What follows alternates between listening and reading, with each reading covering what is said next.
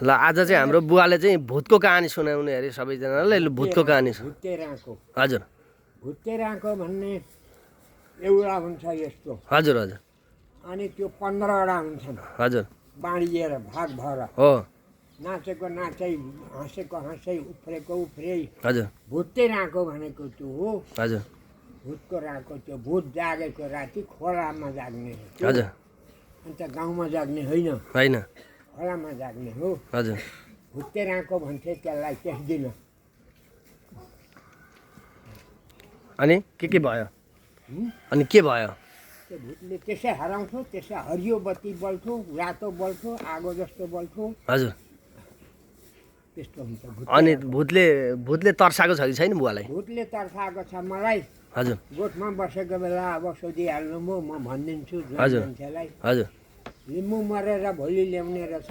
हजुर त्यो लिम्बूको गाड्ने ठाउँमा चाहिँ हामी गोठ बसेछौँ। ए हजुर हजुर लिम्बूलाई गाड्ने माथि गोठ बसेछौँ। हो मुढा हालेर आगो फुकेको थियो, त्यो मुढै झिकेर लगिदियो। मुडै झिकेर लगिदियो। मुढै झिकेर लगिदियो। हो अनि फेरि ल्याउँछौँ, हजुर। फेरि लगिदियो। हो फेरि ल्याउँछौँ, फेरि लगिदियो। लगेको लगै लगे हेर्छौँ, केही देख्छौँ न। हो ए बाबा रे केले लग्यो, हो के हो यहाँ अँ, भनेर अनि हामी असाध्यै भयौँ। असाध्यै भएपछि त्यो ठाउँ भोलिपल्ट रात काट्यौँ त्यस दिनको। हजुर भोलिपल्ट त्यो ठाउँ छोडेर हिँड्यौँ। हजुर हजुर हिँडेपछि भरे दिउँसो ल्याएर लास त्यही ठाउँमा राखेँ। त्यही ठाउँमा त्यही ठाउँमा राखेँ। ए हजुर त्यस्तो भयो, लिम्बूको लास त्यही ठाउँमा ल्याएर राखेँ। भनेपछि त्यो लिम्बूको शक्तिले चाहिँ लिम्बूको शक्ति त्यो ठाउँ कहाँ भने त्यो मुकुबुङ भन्ने ठाउँमा हो त्यो।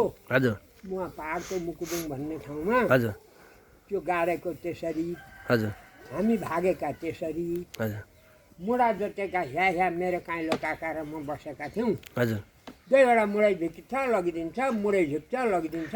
ए केटा के हो यो बहुत अच्चामा पर्नुभयो। भन्ने हामी भयौँ।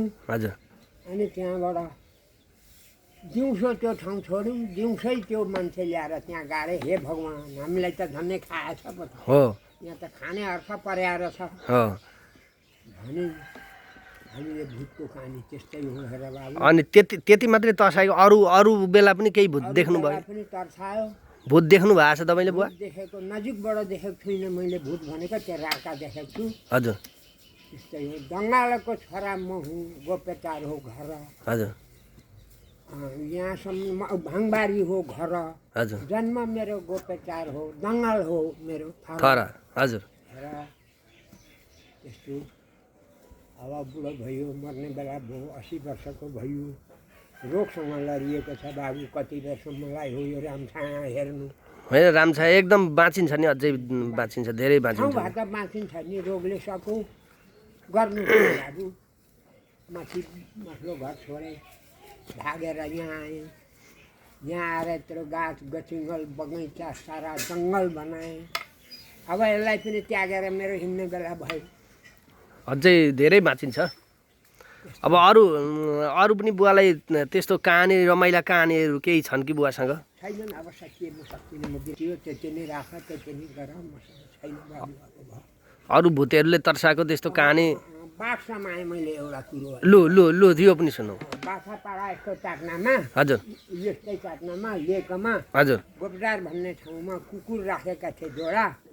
हजुर पल्ला छेउ जत्रा जत्रा पाडा जत्रा कुकुर। हो बाघ यता हेर्दा यतै टसबाल यस्तो आँखा आउँछ है बाघको हेर। हजुर हजुर हजुर यसरी झलला बल्छ नि, टसबाल जस्तो टसबाल जस्तो। जोडी नै बल्छन्। अँ अनि यता फर्किन्छ यतै बल्छ, यता फर्किन्छ यतै बल्छ। डेन्जर हुँदो रहेछ त बाघ नजिकबाट त। डर लाग्यो मलाई, गोठको कुरा हो। हो अनि बाछापाडाका भकारामा पसेर थालामा गएर बसेको त बाघ समाए मैले। राम भन्दा चिसो, हजुर चिप्लो साप सर्प भन्दा त्यो भन्दा चिप्लो त चिप्लो हुँदो रहेछ। गरेर मलाई पुछारले एक पुछारी हिर्काएर हजुर भागो। त्यति हो बाघको चाहिँ, त्यति हो राम राम राम। बाघ त्यति हो। अनि गाईबस्तु चाहिँ कतिवटा कसरी कति पाल्नु भएको थियो? मैले भैँसी पालेँ, 6-7वटा 8वटा भैँसी पालेँ माथि पाहाडमा। हजुर यहाँ आएर पनि मैले 5 माउ 6 माउ भैँसी पालेँ। गाई त 50वटै पालेँ। 50वटा पाल्नुभयो है? 50 नै पालेँ। राम राम राम। भनेपछि त्यति बेला दुध घिउ त टनाटन।